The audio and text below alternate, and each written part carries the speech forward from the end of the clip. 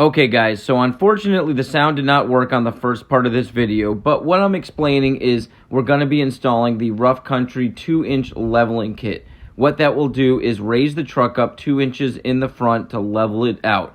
Now it's a pretty simple installation, but you will need to remove your spring. I went down to AutoZone and rented the spring compressors that clamp onto the outside, and unfortunately those do not work. Now fortunately I had the Mercedes style plate clamps, which do work, and I'm going to show you guys how I'm going to use those to compress the spring to get it out. Now you do not have to use the spring compressor, but for safety purposes we are going to use this.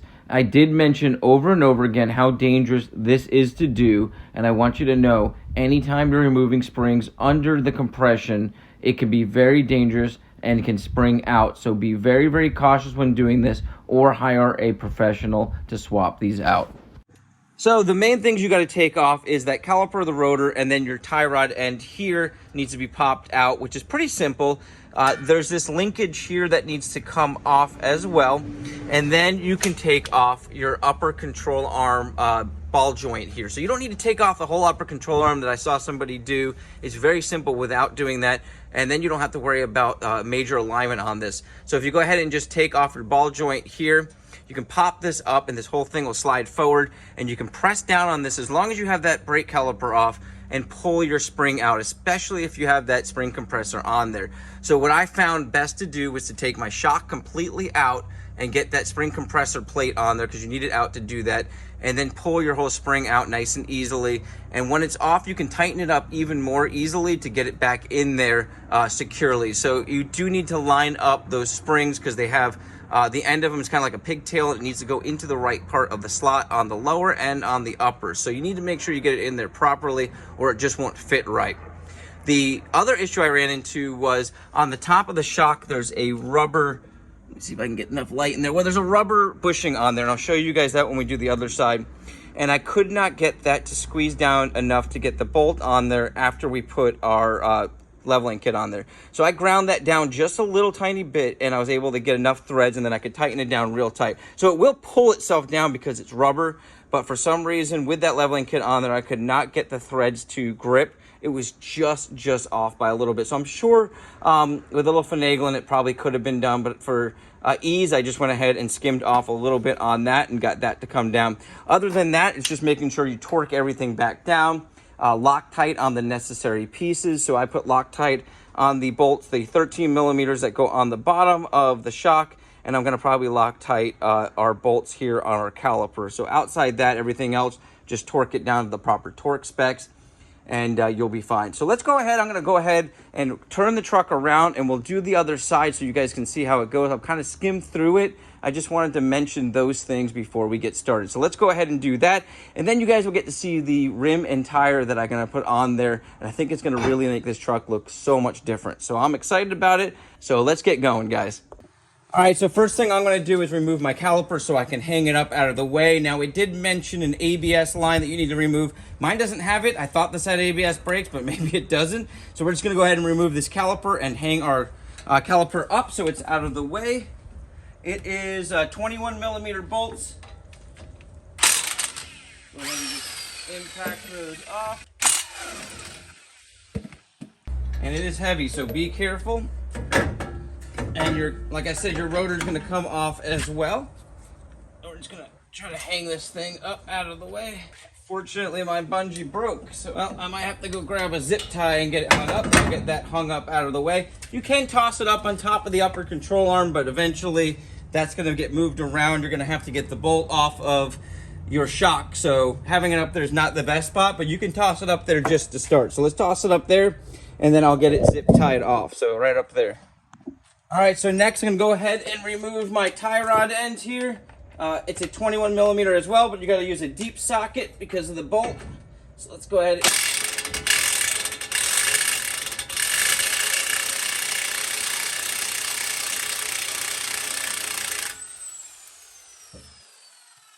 All right, we got that off. Now we should be able to just hammer the side of this to pop it out.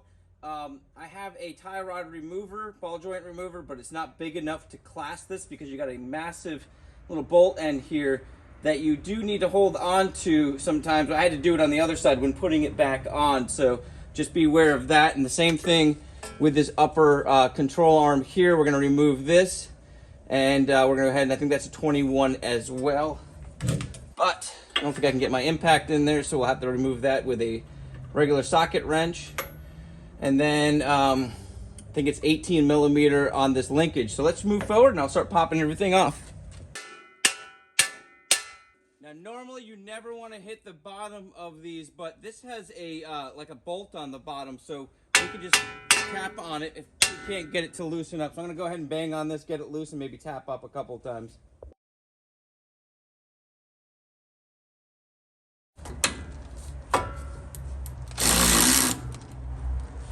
Oh, and you do have to hold this with a wrench.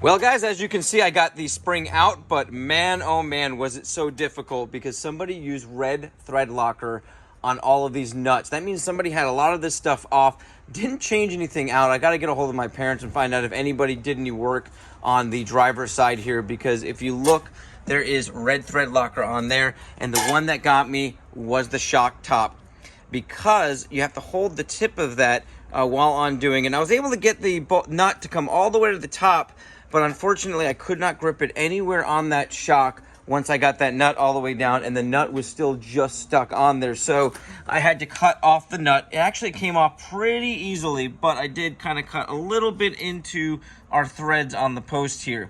Not going to be an issue. I already went down to Ace Hardware, got a new nut, tested it out, it goes right on, so we won't have an issue there. And the second issue I ran into was the spring compressor. It went flying off, as you guys saw, and I think that's because I was impacting on there and it just vibrated it loose. So I'm gonna go ahead and just regular ratchet on there, which is what I did last time, had no issues, but I'm able to pull the spring out without having to compress it down until we put this Rough Country leveler on here. So this 2-inch riser here, we're gonna have to compress the spring down before we put it back in.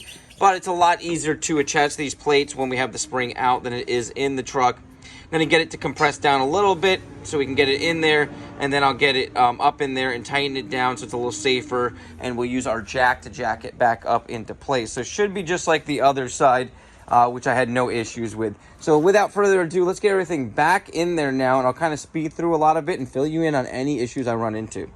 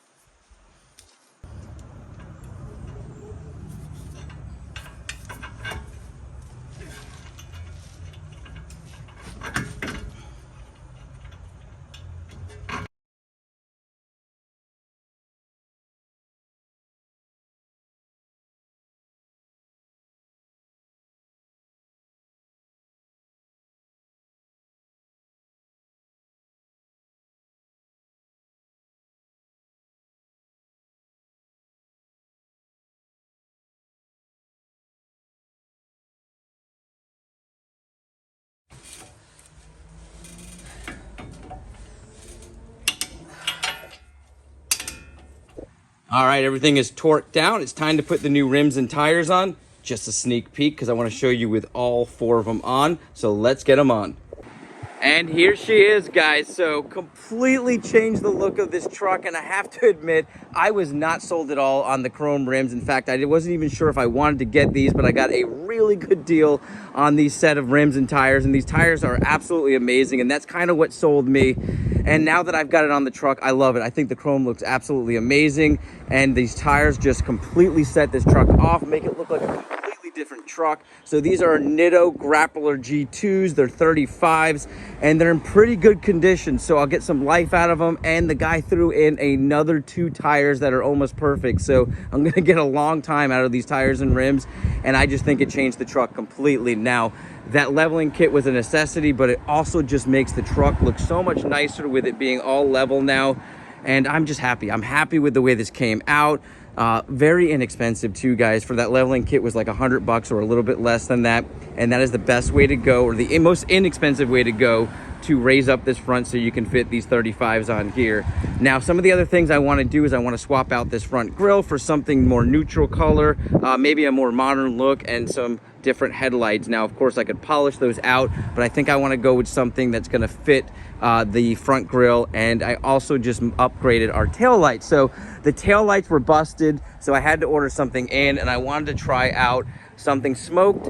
Found a really good deal on eBay for these. Now, I know they're made in China. They're probably not that great, but I think they really do look good on this truck and kind of modernize it a little bit. So I went ahead and made a video on that, and if it's out first, I'll link that as well. So let's just do a walk around. Let me know in the comments what you guys think. But in my opinion, this is the biggest way you can change the look of your truck, and of course, other accessories that you can add and just make it yours. You know, I really love the way it looks though. Very happy. I can't wait to drive this thing around and just feel the difference in ride quality.